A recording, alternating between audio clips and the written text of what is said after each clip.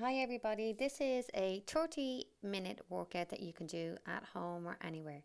Grab yourself a towel, a bottle of water and maybe a mat just for comfort, not 100% necessary.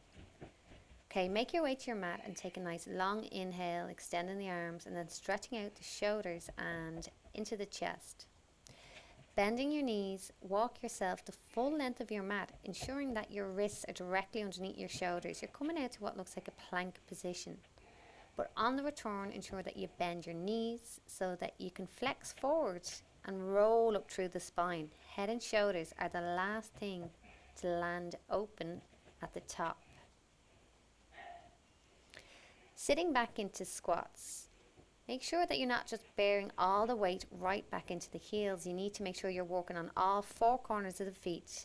Support yourself in any way that is necessary. Hold the back of a chair. Maybe use a school bag to advance and add on a little bit of weight.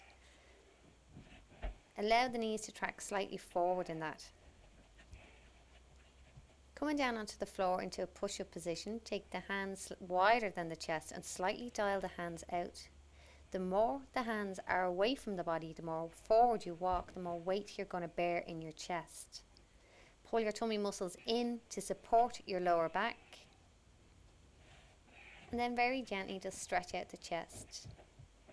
In your lunge positions, we're working on the butt, the thighs. Step nice and long, bend your knees to 90-90. Press back hard through the front foot.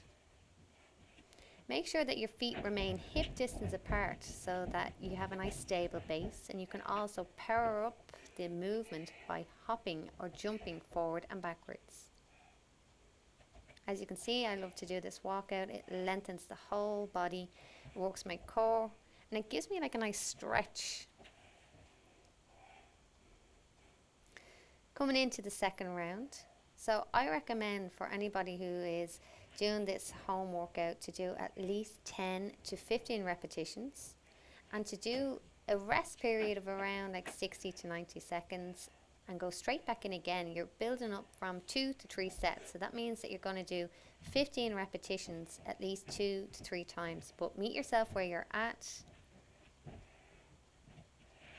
So I've done a second round just to demo the moves again. If you're unsure, please pause and have a little look. Take your time. This video is sped up. Remember to stretch out while you're resting. Coming down onto the floor and just bringing the camera over slightly so that you've got a little bit of a clearer picture as to what I'm about to do. So back down into the chest. Box position is the easier position. This is more like an intermediate, bearing more weight as the hips drop slightly forward. On your toes is quite advanced, so build up. Sitting back into child's pose is great for lengthening the chest muscles and the shoulders. Nice little recovery stretch in between your sets. Make sure your knee is over your hip and your shin is parallel to the ground. Avoid allowing the back to arch. Take your time extending and working with your exhale for the leg to go long and for your inhale for the leg to return. Straighten out your legs is going to advance law of lever. The longer and further they are away from the body, it's going to pull a little bit more on the abdominals. So please don't do that unless you've got a good strong core to begin with. But I'm always giving options. Listen to your body. Mountain climbers. You can also do this from the knees. You can do it really slow and controlled, or you can do it nice and fast. Lifting the hips there into downward facing dog lengthens the spine. Coming down into a back extension. Flexing back, trying to peel the chest bone up off the mat. If you're really tight in your shoulders, I like to interlace my fingers to get the chest to lengthen as I flex back, peeling the chest up off the mat. Cat-cow is really nice to stretch open the back. Flexing and bending the spine with your breath. Eye gaze towards the ceiling, shoulder blades square, flex up and down, crunching down on the belly 5 times, and then pulse for 5, and then hold up for 5. Always work with balance in the body. So if you do it on one side, you must do it on the other.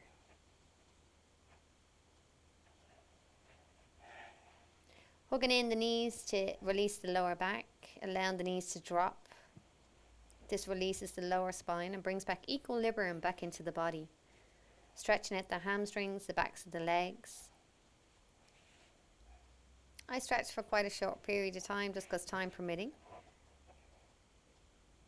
Bringing the knee across the body, stretching into the lower back and into the bum muscles. There, the glutes. Keeping the spine long, using the opposite arm to opposite knee.